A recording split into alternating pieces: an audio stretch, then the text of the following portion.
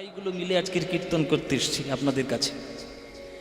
আমরা যারা যারা গান আপনারা শুনলেন দুপুর থেকে মোটামুটি আমরা মোটামুটি একটু চেষ্টা করি যে কীর্তনের লাইন ধরে কীর্তনগুলো গাওয়ার। কেননা কীর্তন শুধুমাত্র মনোরঞ্জন করার জিনিস নয়, এটা আমাদের প্রথম বুঝতে হবে। যেটা ভালো স্বাস্থ্যের খাবার সেটা কখনো মুখরোচক হয় না, আর যেটা মুখরোচক খাবার সেটা কখনো স্বাস্থ্যকর হয় না। আপনারা যারা চারিদিকে এখন কীর্তন শুনে বেড়াচ্ছেন, নানান ধরনের মুখরোচক কীর্তন হচ্ছে। মুখরোচক কীর্তন হচ্ছে বটে, শুনতে বেশ ভালো লাগছে, কিন্তু স্বাস্থ্যকর নয়।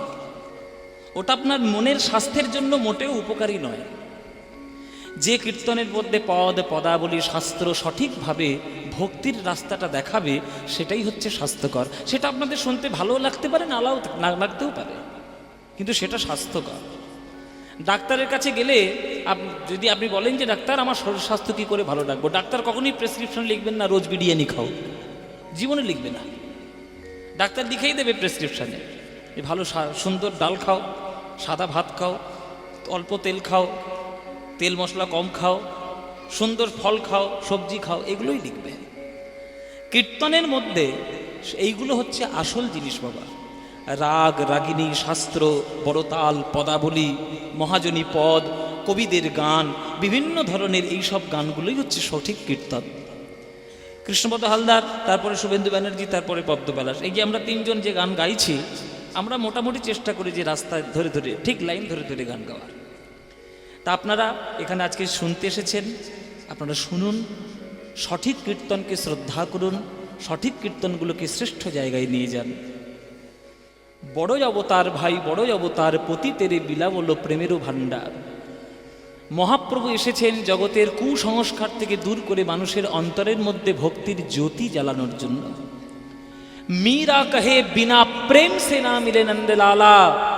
আপনার হৃদয়ে প্রেমই নেই, আপনি যতই যুক্তি তর্ক করার চেষ্টা করুন না কেন, ভগবান থেকে জীবনে কাছে আসবেন না, সব দূরে সরে যাবেন।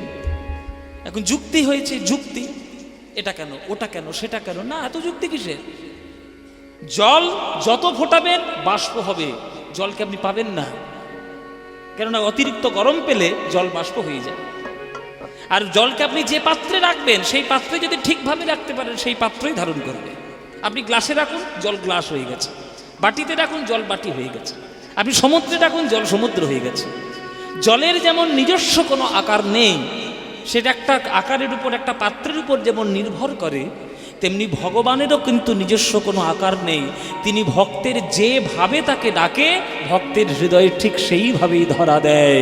ওই জন্যেই গীতায় বলেছে, ये यथा मां प्रपद्यन्ते तां तथैव भजाम्यहं मम वर्तानुवर्तन्ते मनुष्या पार्थ सर्वस्य। যে আমায় যেমনভাবে ভালোবাসবে আমি তাকে তেমনভাবে ভালোবাসবো। তুমি যদি তাকে শত্রুরূপে ডাকতে চাও, ভগবান তোমার শত্রু। ভগবানকে যদি মিত্ররূপে ডাকতে চাও, ভগবান তোমার মিত্র। ভগবানকে যদি নিরাকার রূপে ডাকতে চাও, ভগবান নিরাকার। ভগবানকে যদি হৃদয়ের মধ্যে মূর্তি ধারণ করে দাঁড় করাতে চাও, ভগবান তোমার হৃদয়ের সাকার। যা ভাব দেবে তাই ভগবান ভাবেই আসবে। তাই আগে মনের মধ্যে চোখটা বন্ধ করুন, বাইরের চোখটা বন্ধ করে ভেতরের চোখটা উন্মোচন করার চেষ্টা করুন। আমাদের দুই ধরনের চোখ আছে বাবা, একটা বাইরের চোখ, একটা ভেতরের চোখ। বাইরের চোখ ভগবান দিয়েছে কেন? হাওয়া, নদ নদী, গাছপালা, পর্বত, খাবার, মানুষ, এগুলো দেখার জন্য। কিন্তু বাইরের দুটো চোখ দিয়ে কোনোদিন আপনি ভগবানকে দেখতে পাবেন না। কেননা ভগবানকে দেখার মতো চোখ এই দুটো ক্ষমতা নেই। এই দুটো চোখের ক্ষমতা ভগবানের রূপকে দেখার জন্য নয়, এটা মায়ার রূপকে দেখার জন্য। আর ভগবানকে রূপ দেখার জন্য এই দুটো ভুরুর মাঝখানে একটা নয়ন আছে, যার নাম প্রেম নয়ন জ্ঞান চক্ষু। সেটা যখনই আপনি উদয় করবেন, তখন আপনি যেদিকেই তাকাবেন সব দিকেই ভগবানের কৃপা সিন্ধু রূপ দাঁড়িয়ে রয়েছে। একবার তাকিয়ে তো দেখো। তাই বাইরের চোখ বন্ধ করো, ভেতরের চোখটা খোলো। ও মায়েরা, বাইরের চোখটা বন্ধ হয়ে, আমার দুটো চোখ বন্ধ করলে আমি কি দেখবো? অন্ধকার দেখবো। দুটো চোখ বন্ধ করলে অন্ধকার, কিন্তু ওই অন্ধকারের ভেতর থেকে উৎসারিত আলো। রবীন্দ্রনাথ ঠাকুর বলেই দিয়েছে। দেখুন, প্রত্যেকটা কথার একটা সায়েন্টিফিক রিজন রয়েছে। আমাদের যে জগৎ সৃষ্টি হয়েছে বিজ্ঞানীরা বলছে ব্ল্যাক হোলের মাধ্যমে তৈরি হয়েছে। তাহলে কালোটা ছিল, অন্ধকারটা ছিল, তাই জগতের উচ্ছারিত আলো। তা আপনার চোখটা বন্ধ করুন, চোখ বন্ধ করে যদি সঠিকভাবে ধ্যানটা লাগাতে পারেন, ওই কালোর মধ্যে থেকেই আমার কৃষ্ণ বেরিয়ে আসবে, এসে তোমার হৃদয়টিকে জড়িয়ে ধরার জন্য গোলকের প্রেম সম্পত্তি তোমায় দান করবে। তাই বাইরের চোখ বন্ধ করো, ভেতরের চোখটা খোলো। দেখ দেখি মন নয়ন মুদে ভালো করে, আলো করে বসে কে আছে রে তোর ভাঙা ঘরে। দেখ দেখি মন নয়ন মুদে ভালো করে, আলো করে বসে কে আছে রে তোর ভাঙা ঘরে। দেখ দেখি মন নয়ন মুদে ভালো করে। দেখ দেখি মন নয়ন মুদে ভালো করে। মুদে, মুদে মানে বন্ধ করে, চোখটা বন্ধ করে দেখ, আলো করে কোন ভগবান দাঁড়িয়ে রয়েছে। আপনি যে কোনো তীর্থে যাবেন, কাশী তীর্থ, গয়া, বদ্রীনাথ, অমরনাথ, কেদারনাথ, রামেশ্বরম, বৃন্দাবন, পুরী, যে কোনো তীর্থে আপনি গেছেন, ওই তীর্থে গিয়ে কখনো ভগবানকে দেখতে পেয়েছেন যে ভগবান সাক্ষাৎ দাঁড়িয়ে রয়েছে? দেখতে পাননি, পাবেন না জীবনে। কারণ আপনি শুধু তীর্থটাকে দেখেছেন বাইরের চোখ দিয়ে, ভগবানের আসল রূপটা ভেতরের চোখ দিয়ে দেখেননি তো। যদি ভেতরের নয়নটা খোলা থাকতো, তাহলে শুধু ওই তীর্থে নয়, যেখানে ভগবানকে দেখবে, দেখার ইচ্ছে হবে, ভগবান সেখানে থাকবে। আছো অনল অনিলে চির নভনীলে ভূধর সরিল গহনে, আছো বিটপি লতায় জলদের গায়ে শশী তারকায় তপনে। রজনীকান্তের কথা অনুসারে। তাহলে তোমার ভেতরের চোখটা যদি খোলা থাকে, তাহলে সব জায়গায় তুমি ভগবান দেখবে। তুমি তো দেখছো না, তাই তোমার এই অবস্থা। ওরে ও ধুলো মাটি ছাই, কত যে ধুলো মাটি ছাই। ওগো খাট বিছানা এ তো দূরের কথা, আসন খানাও নাই, কত যে ধুলো মাটি ছাই। খাট বিছানা দূরের কথা, আসন খানা। কত যে ধুলো মাটি ছাই, খাট বিছানা এ তো দূরের কথা, আসন খানাই নাই। আমার এই কাকার বাড়িতে কীর্তন হবে বলে আপনাদের বাড়িতে বাড়িতে আত্মীয় এসছে, যাই কি কীর্তনগুলো শুনে আসি, কথা বলে কীর্তন হচ্ছে শুনে আসি। আত্মীয় 1 বছর পরে আপনার বাড়িতে এসেছে, আপনি হয়তো গরিব মানুষ, ছেঁড়া কাঁথায় শুয়ে দিন কাটান, কিন্তু আপনার আত্মীয় এলে যতই আপনার গরিব দরিদ্রতা থাক না কেন, আপনি কি তাকে ছেঁড়া কাঁথায় শুতে দেবেন? যতই কষ্ট হোক, চাদর কেনার যদি পয়সা না থাকে, অন্তত পরিষ্কার কাঁথা তো একটা পেতে দেবেন। তাহলে আত্মীয় এসেছে বলে ঘরের বিছানার চাদরটা পরিবর্তন করলে, জগতের সব থেকে বড় আত্মীয় আমার কৃষ্ণ, তিনি তোমার হৃদয়ে এসে বসবেন। কই তার জন্য তোর হৃদয়টা কখনো পরিষ্কার করলে না? হৃদয়ের থেকে অন্ধকারগুলোকে দূর করলে না? এই জগতের, এই কৃষ্ণের থেকে এই জগতের আত্মীয় বড়। আত্মীয় এসছে বলে নিজের ঘরের বিছানার চাদর পরিবর্তন করলে, জগতের বড় আত্মীয় কৃষ্ণ তোমার হৃদয়ে বসবে। হৃদয় মন্দিরটা তো পরিষ্কার করলে না? কাম, ক্রোধ, লোভ, মোহ, মদ, মাৎসর্য, হিংসা, বিদ্বেষ, জাল, চুরি সব মনের মধ্যে রেখে দিয়েছ, কি করে ভগবান বসবে? খাট বিছানা, খাট বিছানা ও তো দূরের কথা, আসন খানাও নাই, কত যে ধুলো মাটি ছাই। খাট বিছানা দূরের কথা, আসন খানা। ওগো তবু করে নেই কো অভিমান, দুঃখী দেখে ওর ঝরে দু নয়ন, এমনি কোমল প্রাণ, এমনি দয়াল প্রাণ।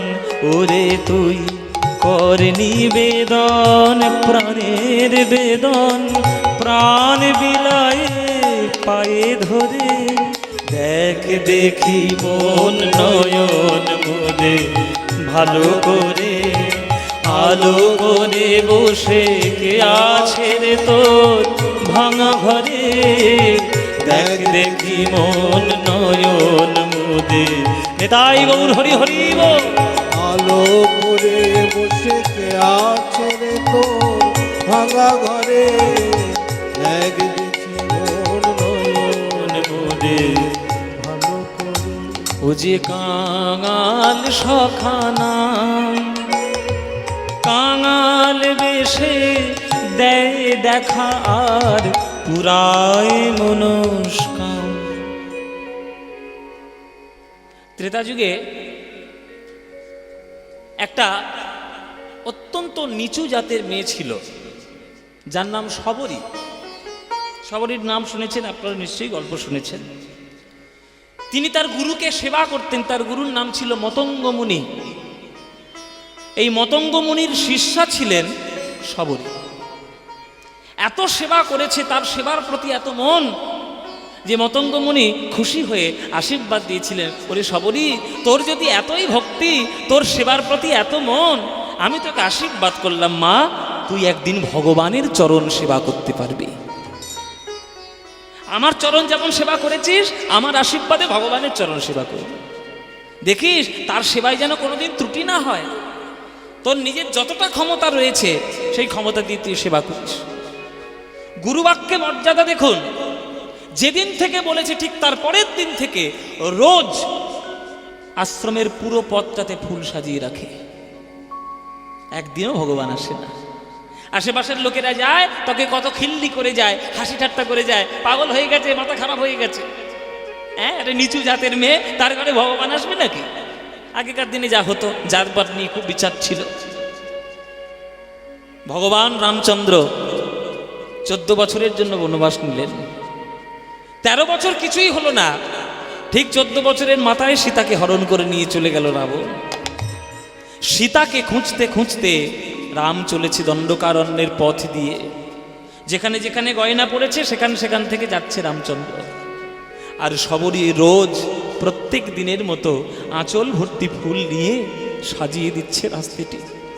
যদি আজকে আসে, এসে দেখে যদি রাস্তায় ফুল না থাকে, তাহলে সেবা করতে আমি অপরাধ হয়ে গেলাম। সাজাচ্ছে। কিছু ঋষিমণির দল এসে সেই ফুলের উপর পা দিয়ে অপমান করে চলে গেল। হ্যাঁ, ভেলনি কোথাকার, 14 বছর ধরে শুধু ফুল সাজাচ্ছে, জীবনে ভগবান আসে, তোর ঘরে ভগবান আসবে, বেরোকের থেকে খিল্লি করে চলে গেল। করজোরে বলছে, হে মুনিবর, আপনি আমাকে উপকার করতে না পারেন, অন্তত অপকারটি করবেন না। আমার রাস্তায় আমার ভগবানের জন্য ফুল সাজানো আছে, আপনি দয়া করে পা দেবেন না। আবার সেই ফুলগুলো যেগুলোকে মারিয়ে দিয়ে চলে গেছে, আবার সেগুলোকে হটিয়ে দিয়ে আবার গাছ থেকে ফুল নিয়ে আবার সাজাতে শুরু করেছে। কি নিষ্ঠা! 14 বছরের একটা দিনের জন্য সে বন্ধ দেয়নি। হঠাৎ করে ফুল সাজাচ্ছে, বড় একটা ছায়া পড়েছে সেই ফুলের উপরে। শবরী মনে মনে ভাবলো, এই ঋষিমণিগণ বোধহয় আবার বলে এসছে।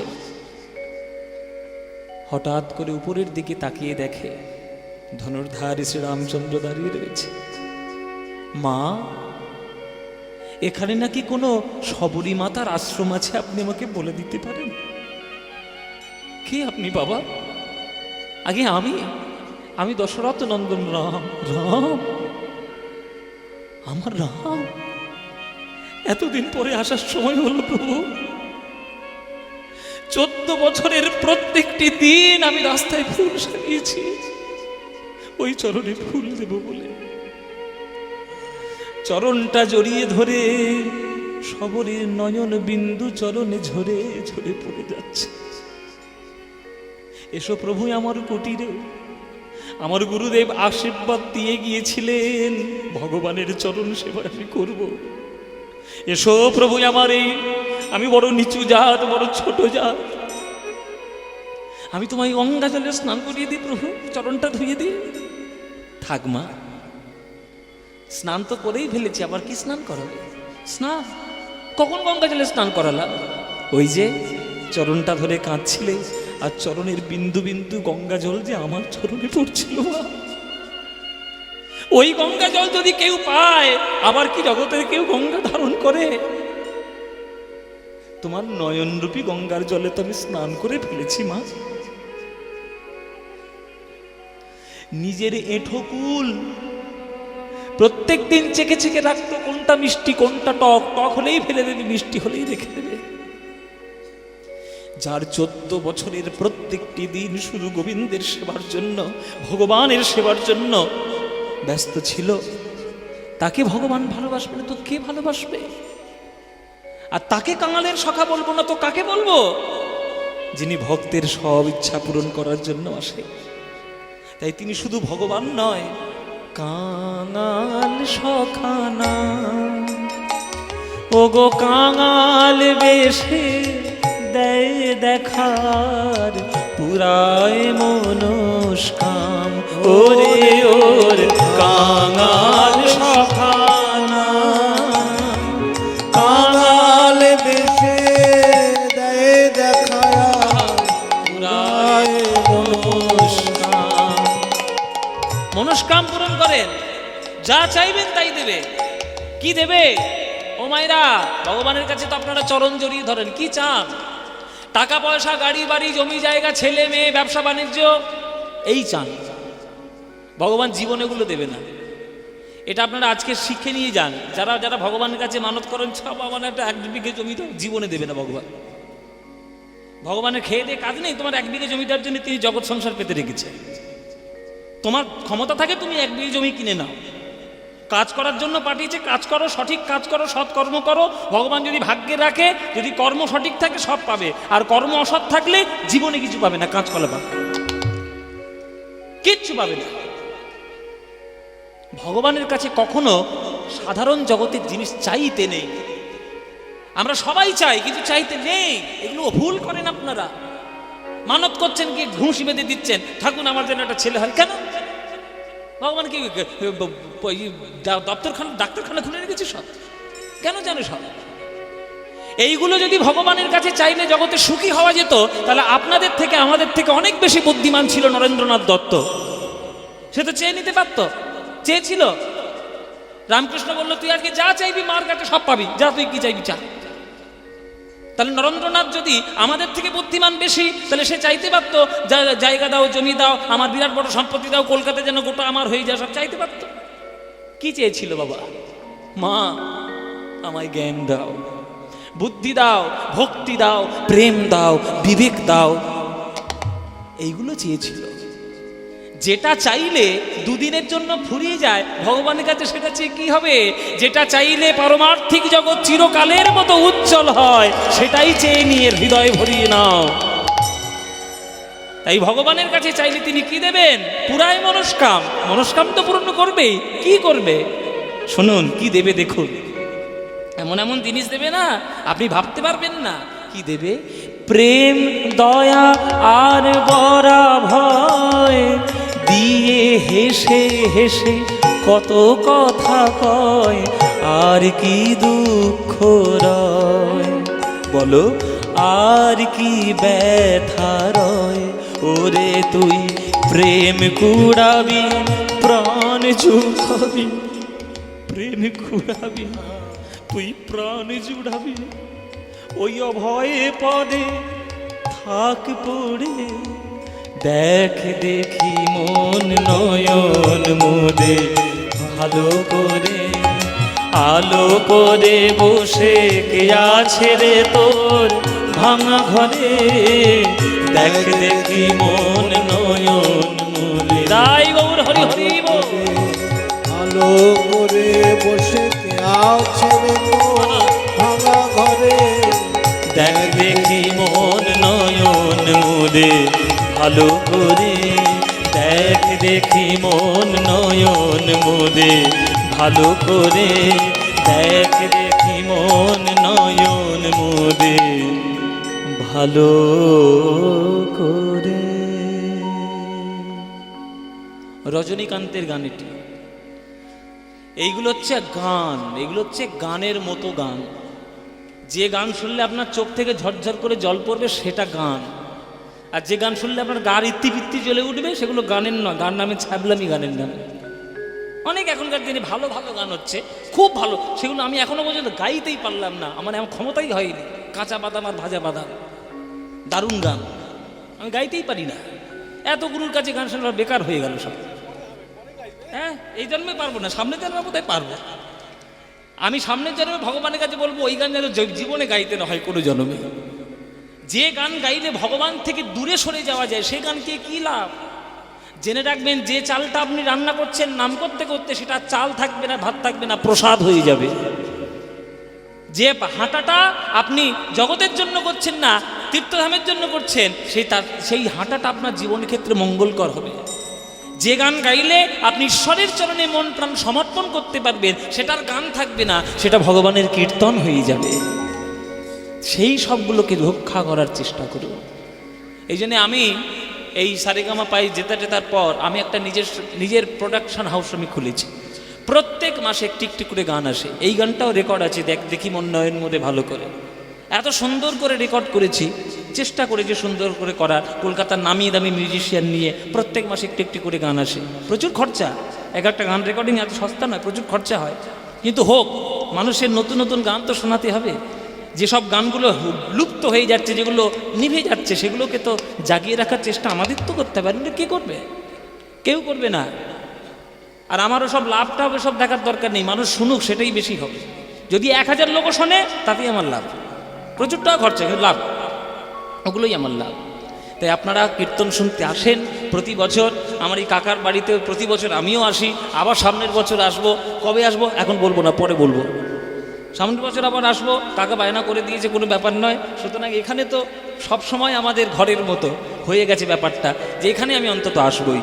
আপনাদের কাছে শুধু আমাদের করজোরে নিবেদন যে প্রাণ ভরে শুধু ভক্তি সঙ্গীত আস্বাদন করুন। যে গান শুনলে ভগবানের প্রতি ভক্তি হবে। চলুন, যে লীলাটি আজকের আমরা আস্বাদন করব সেটা ভক্তিরই লীলা। যে কেমন করে ভক্তি করতে হয়, কেমন করে গুরুর চরণে শ্রদ্ধা করতে হয়, কেমন করে গুরুর প্রতি নিবেদন করতে হয়। সারাদিন বিভিন্নভাবে কৃষ্ণলীলা আমরা শুনলাম, এবার আমরা একটু গৌর ভক্তের লীলা একটু আস্বাদন করব। চলুন আমরা আস্বাদন করব গদাধর প্রভুর পুনর্জন্ম লীলা আস্বাদন করব।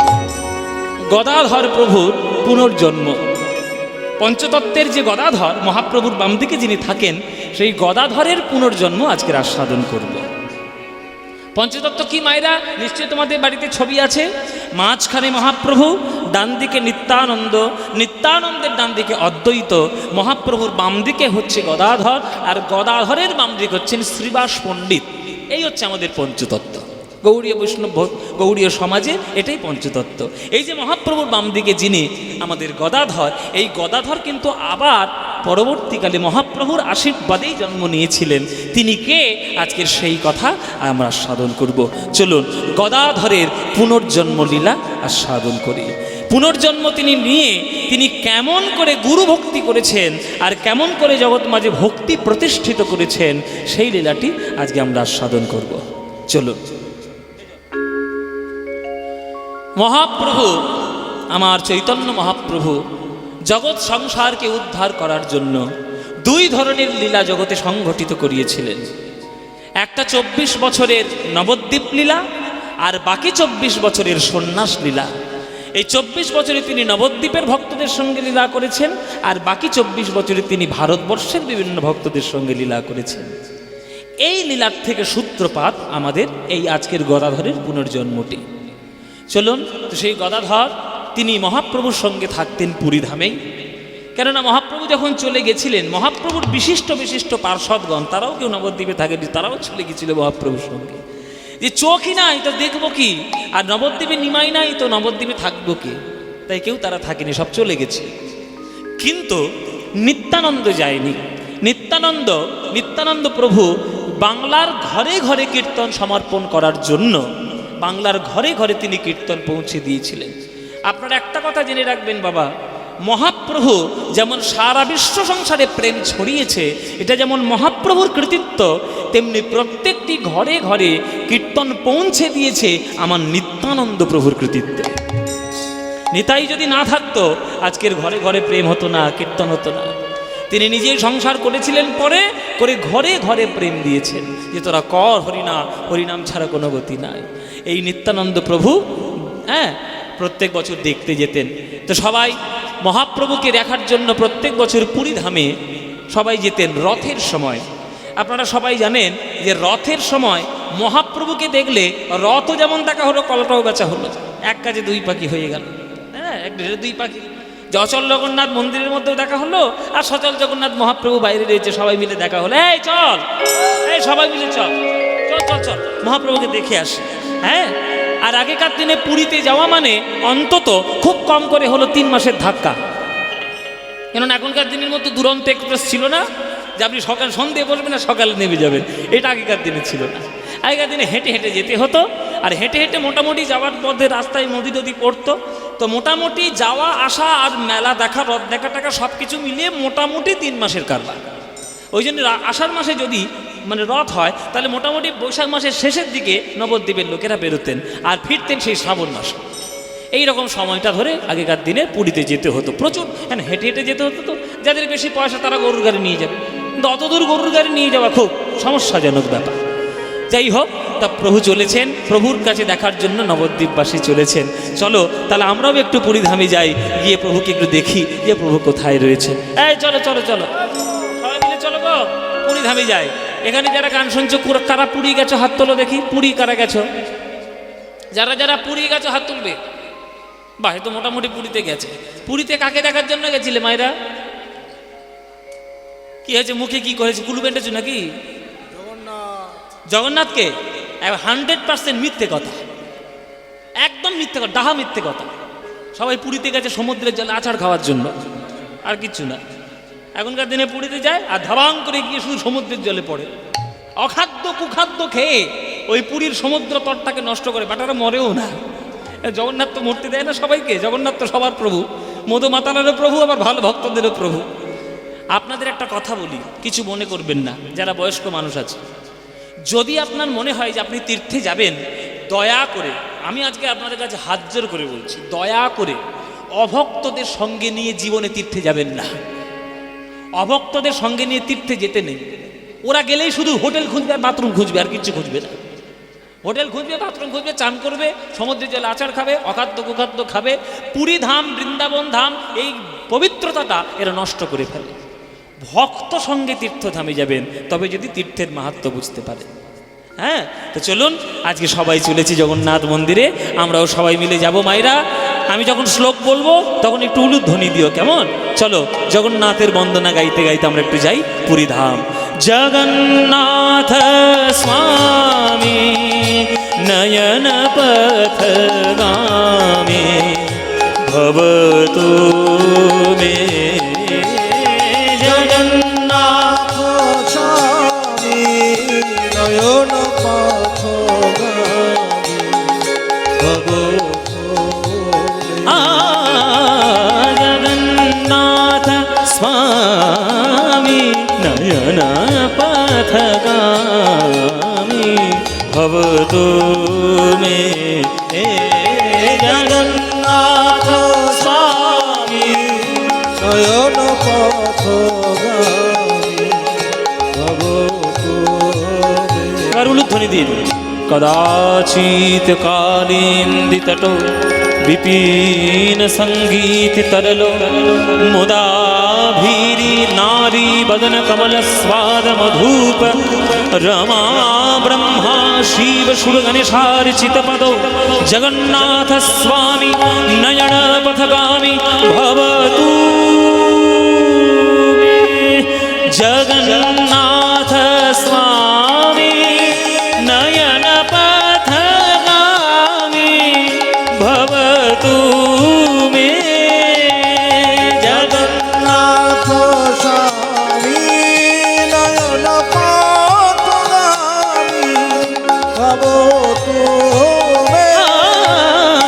জগন্নাথ স্বামী নয়ন পথগামী ভবতু মে। জগন্নাথ স্বামী নয়ন পথগামী ভবতু মে। সবাই বলে জগন্নাথ দেবী কি, শ্রী বলভদ্র জিউ কি, সুভদ্রা মাই কি, শ্রীকৃষ্ণ চৈতন্য মহাপ্রভু কি। এসো এসো এসো। ঘরের লোক এসছি গো। ঘরের লোকের সঙ্গে দেখা হলে কার না আনন্দ হয়। বিদেশে যারা থাকে তারা যদি দেশের লোককে একবার করে দেখতে পায় মনটা আনন্দে ভরে যায়। এসো এসো।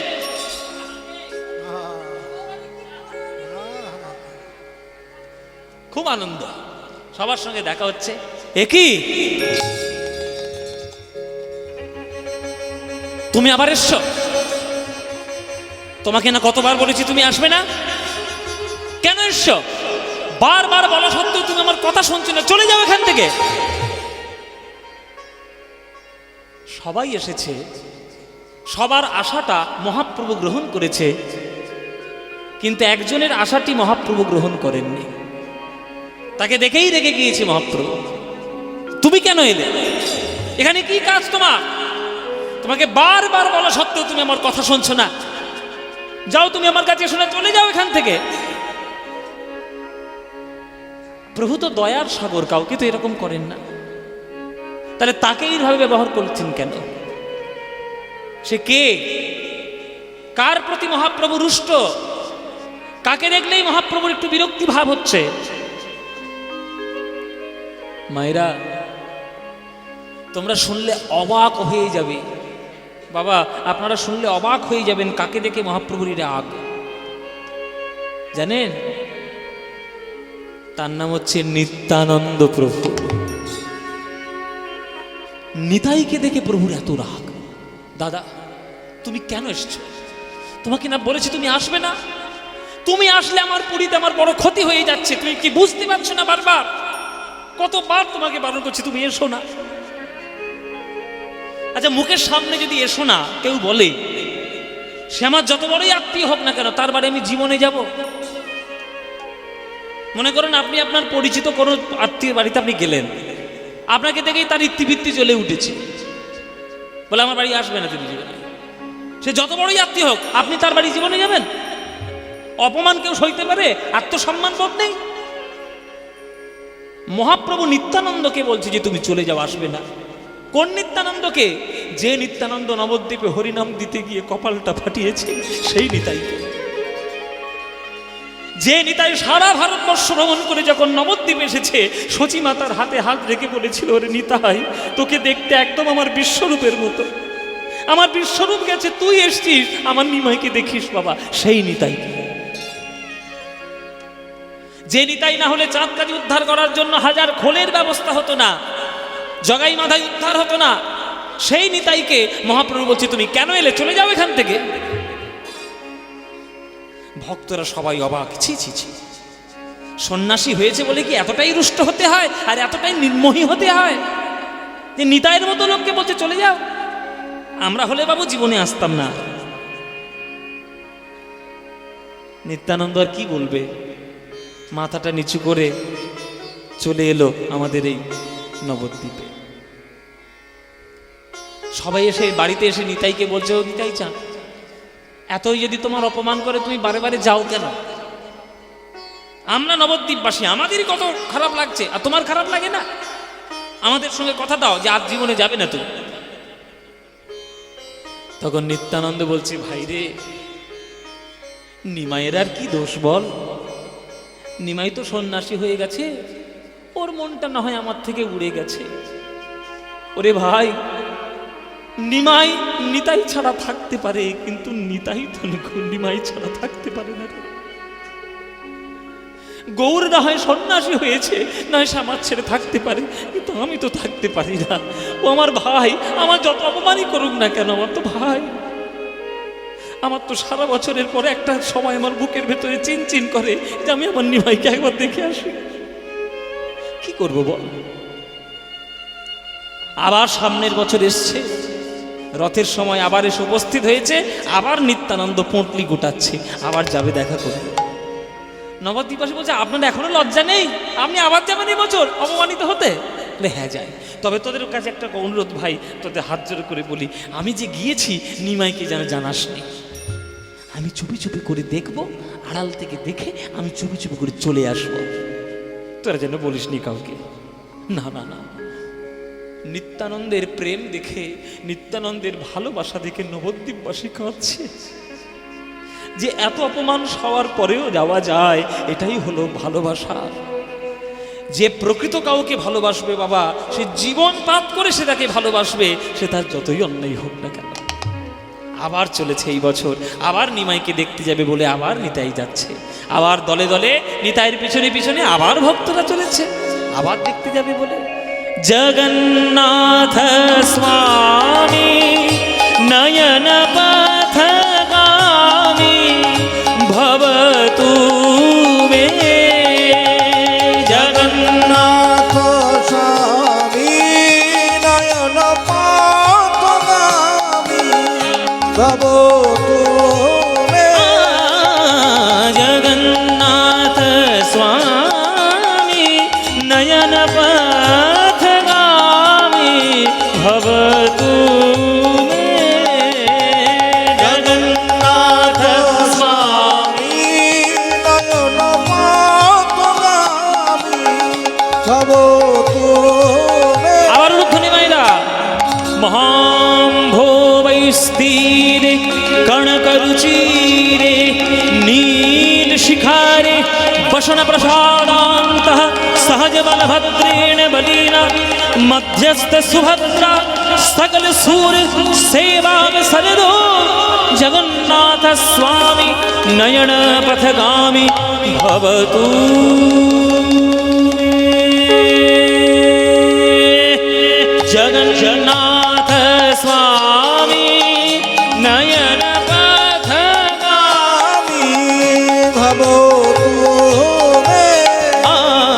জগন্নাথ স্বামী।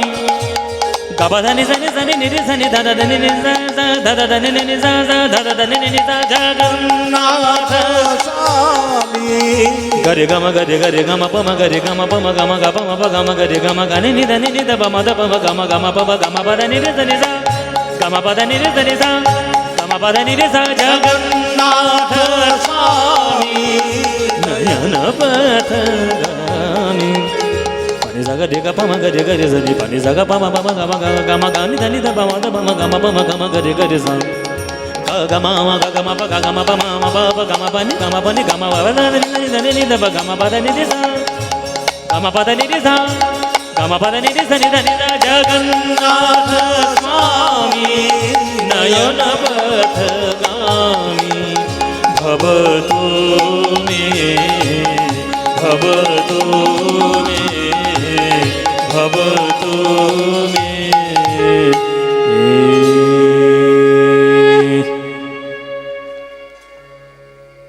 আজকের নিতাই আর নিমাইয়ের কাছে গেলেন না, আজকের উঠেছে একটা ভক্তের কাছে।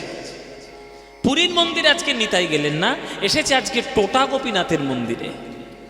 আপনারা তো পুরীতে গেছেন, পুরীতে গেলে পুরীতে শুধু জগন্নাথ মন্দির দেখলে হবে না বাবা, আশেপাশে অনেক মন্দির আছে, সেগুলো দেখতে হবে।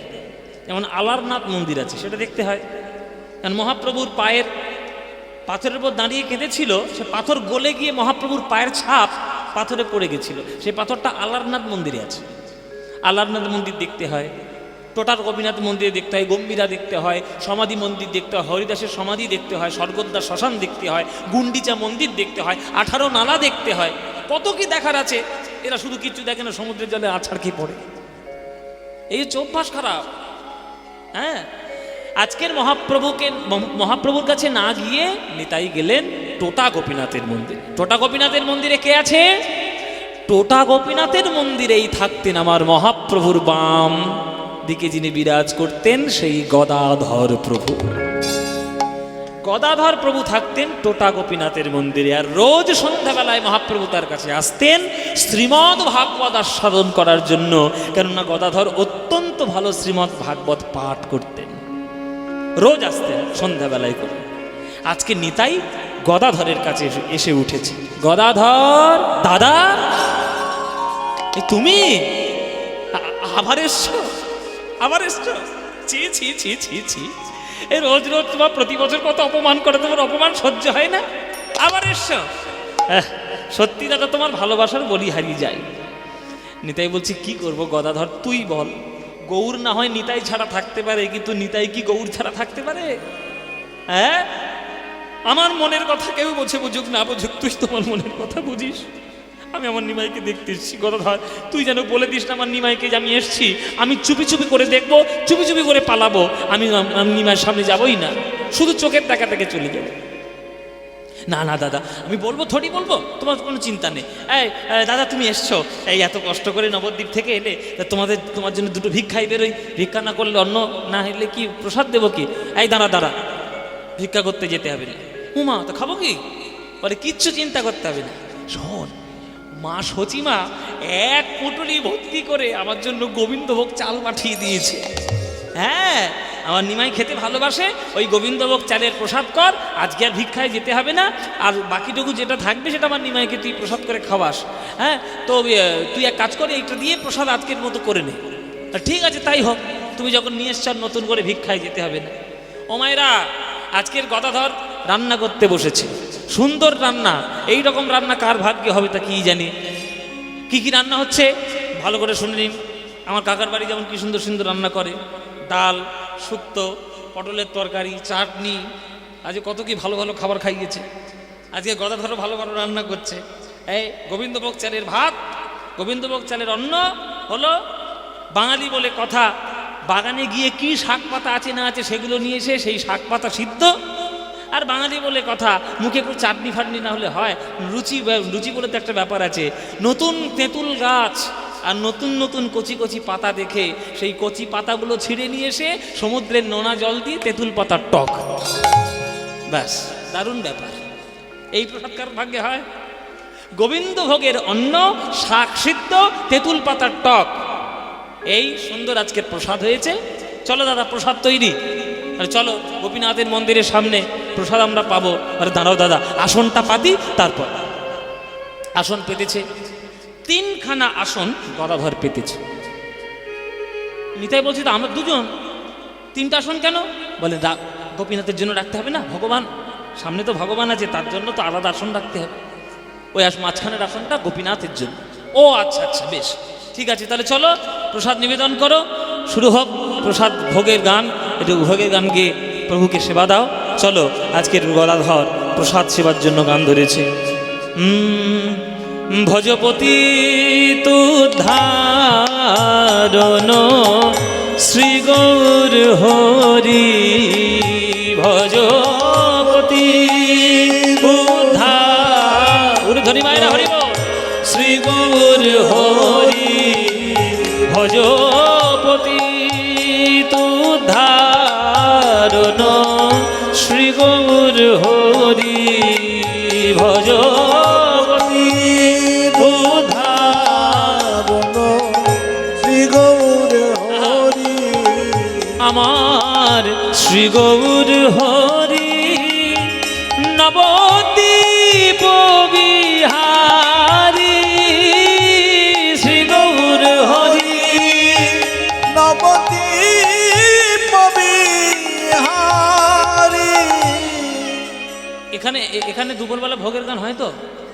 হয় কি গো, তোমরা তো তোমাদের ঘরের লোক, হয়তো এই গানটা হয়তো। এই গানটা না গাইলে মহাপ্রভুর ভোগ নিবেদন হবে না। এই গান হচ্ছে মহাপ্রভুর ভোগারতির গান। আর এই গান সব থেকে শ্রেষ্ঠ গায় বীরভূমের লোকেরা। বীরভূমে এই গানটা যত সুন্দর করে গায় অন্য কোনো জেলায় গাওয়া হয় না। এত সুন্দরভাবে গেয়ে বিস্তার করে করে আখর যোগ করতে করতে এত সুন্দর গায় না, আহা। আমি শুনেছিলাম একবার নানুর চণ্ডীদাসের গানে গেছিলাম, গিয়ে শুনেছিলাম 1 ঘন্টা ধরে একটা ভোগের গান হচ্ছে। 1 ঘন্টা একটা গান 1 ঘন্টা হচ্ছে। মানে এত ভাব, এত আখর, এত ভক্তি সংযোজন। দেখুন সেই সুরটা আপনাদের একটু শোনাই। শ্রী গৌর হরি নবদ্বীপ বিহারী, শ্রী গৌর হরি নবদ্বীপ বিহারী। আহারে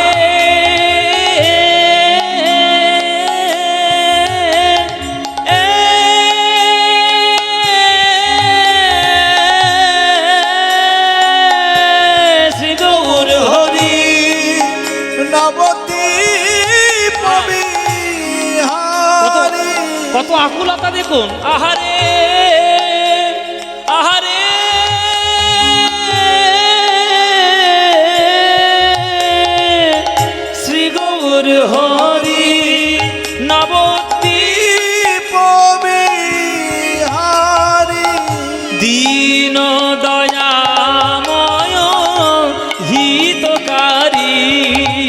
ভজপতি নিতাই গৌর হরি হরি বল।